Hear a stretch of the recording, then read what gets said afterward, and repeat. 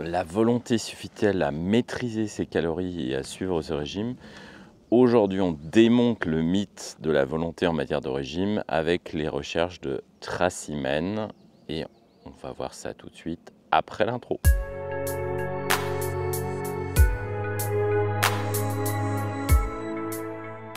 Bienvenue pour un nouvel épisode 24. Aujourd'hui, on regarde une question qui nous a tous taraudés. Est-ce que la volonté, ça suffit pour réussir un régime? Et pour ça, je vais me baser sur les recherches d'une psychologue en nutrition qui s'appelle Tracy Mann de l'université du Minnesota qui depuis 30 ans fait des recherches en la matière et qui a du coup quelques éléments à nous donner pour la réponse. Vous avez probablement un début de réponse, vous savez qu'effectivement la volonté ça suffit pas, mais on le sait même à un niveau scientifique cette fameuse Tracy Mann a consacré une partie de sa carrière à rechercher les raisons pourquoi notre cerveau, pourquoi notre volonté n'est pas une condition suffisante pour réussir un régime. Mais je vais d'abord parler de ses recherches, qui est cette Tracy Mann, et ensuite on verra les principales découvertes qu'elle a faites. Et pour terminer, on ira voir un peu sur les applications pratiques, parce que si la volonté ça ne suffit pas, quelles sont les solutions pour quand même parvenir à réussir son régime ou son contrôle calorique. Alors tout d'abord, qui c'est cette fameuse Tracy Mann? C'est une référence en matière de psychologie de la nutrition. Elle a longtemps dirigé le laboratoire de santé de l'université du Minnesota et elle a beaucoup répondu à cette question. Pourquoi on craque en permanence en matière de nutrition? Pourquoi on n'arrive pas à se restreindre? Et sa principale explication, effectivement, c'est, pour la faire courte, c'est que la volonté, c'est comme un muscle, ça s'épuise et à partir du moment où le muscle est fatigué, vous n'avez plus les moyens de contrôler votre volonté et la volonté étant épuisée à ce moment-là, vous allez craquer et manger n'importe quoi ou tout ce qui vous traîne sous les yeux. Alors, parmi ces découvertes clés, en fait, on peut les regrouper, si vous voulez, en trois éléments. Tout d'abord, la diète paradoxale. Donc, pourquoi il y a un paradoxe dans la diète? C'est que plus vous faites des diètes restrictives, plus la perte de contrôle qui va suivre va être importante. En fait, il ne sert à rien de se restreindre à mort, c'est-à-dire de passer à des niveaux caloriques où vous êtes quasiment au niveau de la famine, si vous voulez, pour votre corps. La vengeance de votre corps sera extrême et plus vous restreignez, plus vous consommez de la volonté et plus cette volonté va partir en latte. Et du coup, on parle de diète paradoxale parce qu'en fait, on obtient totalement l'inverse de ce qu'on voulait faire. C'est-à-dire, on a un craquage total, un lâchage total dans la restriction alimentaire et on obtient en fait un résultat négatif, d'où le mot diète paradoxale. Autre thème clé qu'elle utilise pour décrire pourquoi la volonté ne fonctionne pas ou ne fonctionne pas de façon optimale, c'est l'environnement saboteur. En fait, on est soumis à des stimuli permanents autour de nous, que ce soit de la publicité, que ce soit une offre alimentaire qui est surabondante. Si vous avez effectivement un environnement qui n'est pas propice au contrôle ou où il y a trop de tentations, c'est-à-dire que la perte de contrôle est assurée. Là, vous n'aurez pas, la volonté n'est pas suffisante pour un humain normalement constitué pour résister dans un environnement où il y a plein de tentations.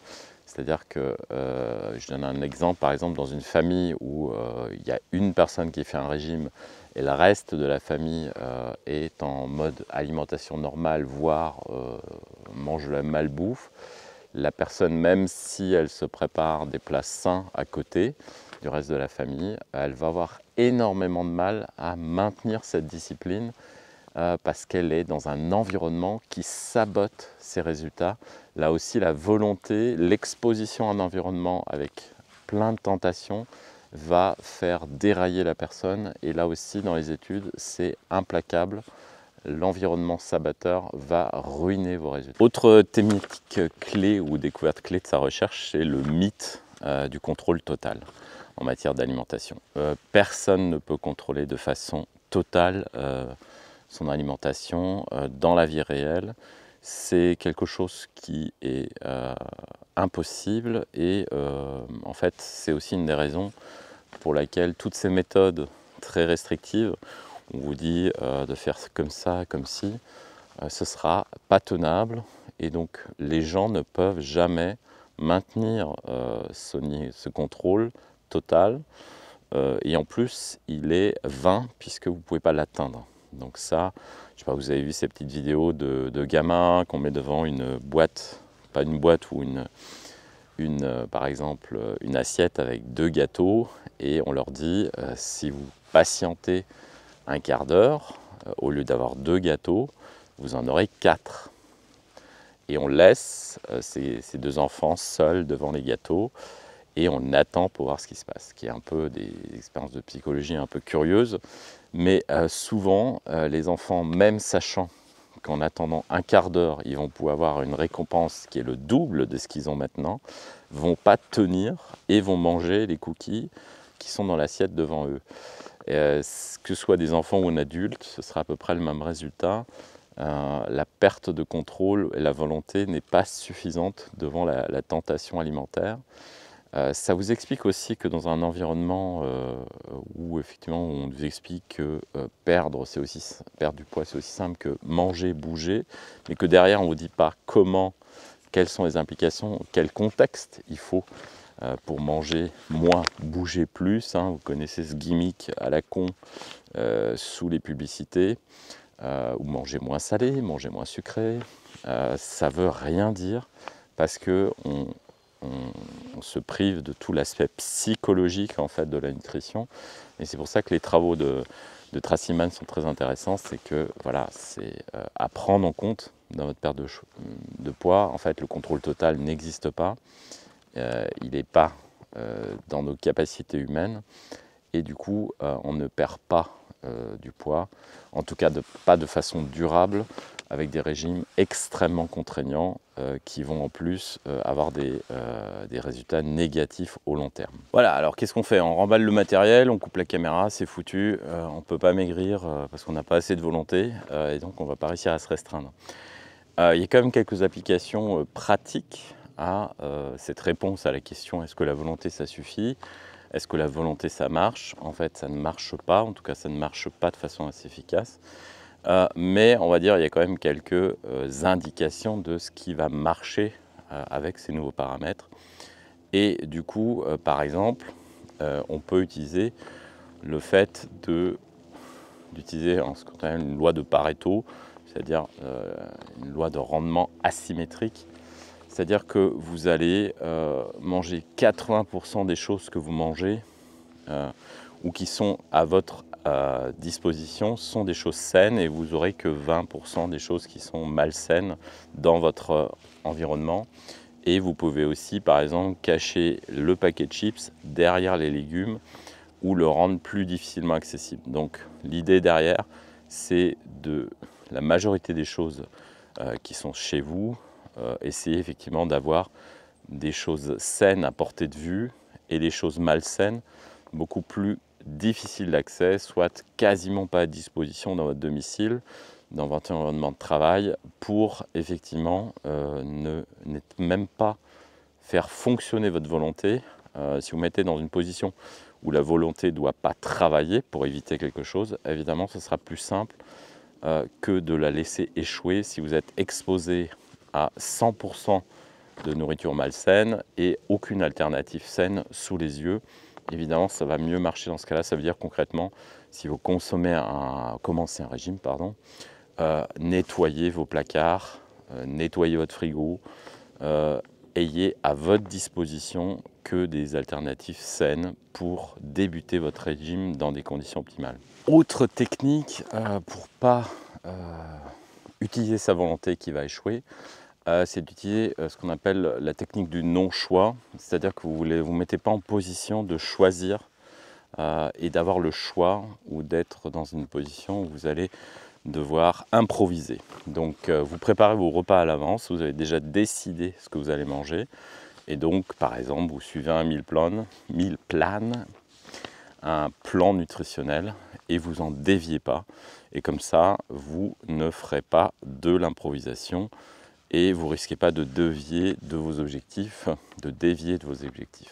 Donc ça c'est une autre façon de ne pas mettre sa volonté à l'épreuve, c'est d'avoir déjà planifié à l'avance. C'est quelque chose que j'avais déjà vu dans un épisode où j'avais mis les points communs des personnes qui réussissent à perdre énormément de poids. Et effectivement, souvent ils anticipent ce qu'ils vont manger et ils vont aussi travailler leur nourriture à l'avance et manger en général beaucoup ou parfois les mêmes plats souvent. Et donc il n'y a pas vraiment d'improvisation. Ils ne sont pas dans une situation où ils se retrouvent à se demander est-ce que je vais trouver là où je me rends par exemple une alternative de bouffe saine et en l'absence vont être obligés de manger autre chose et qui ne sera pas sain du tout. Alors dernière petite technique pour ne pas faire usage de la volonté en matière de restriction calorique, c'est de ne pas utiliser la nourriture comme un mécanisme de compensation du stress. C'est-à-dire, vous devez apprendre et à identifier les situations dans lesquelles vous utilisez la nourriture comme palliatif ou pour faire descendre votre stress. Déjà, dans un premier temps, il va falloir identifier les situations et, par exemple, prendre des notes quand vous mangez alors que vous n'avez pas faim, mais identifier qu'est-ce qui a déclenché cette fringale ou cet accès cette envie de nourriture à ce moment-là. Et après, vous allez remplacer, en fait, vous trouvez un autre mécanisme de gestion du stress. Ça peut être appeler un ami ou la famille, faire tout d'un coup 15 squats, 20 pompes, faire de l'activité physique pour se changer les idées et faire partir cette idée que la nourriture va vous permettre de faire baisser ce stress. En tout cas, c'est de trouver une autre façon de gérer son stress parce que beaucoup de personnes utilisent la nourriture pour faire baisser leur niveau de stress et du coup, là aussi, aucune chance d'utiliser la volonté parce que vous avez besoin d'un mécanisme pour faire baisser votre stress.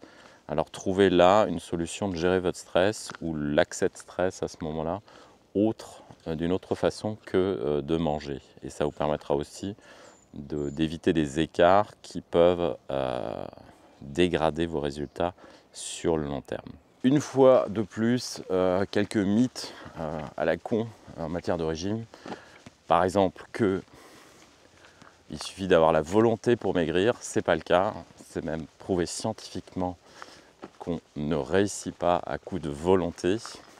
En fait, vous devez vous mettre dans un environnement favorable à votre perte de poids et dans lequel vous ferez l'usage le moins possible de votre volonté pour évidemment ne pas avoir des problèmes d'efficacité puisque la volonté, ça ne marche pas en matière de perte de poids.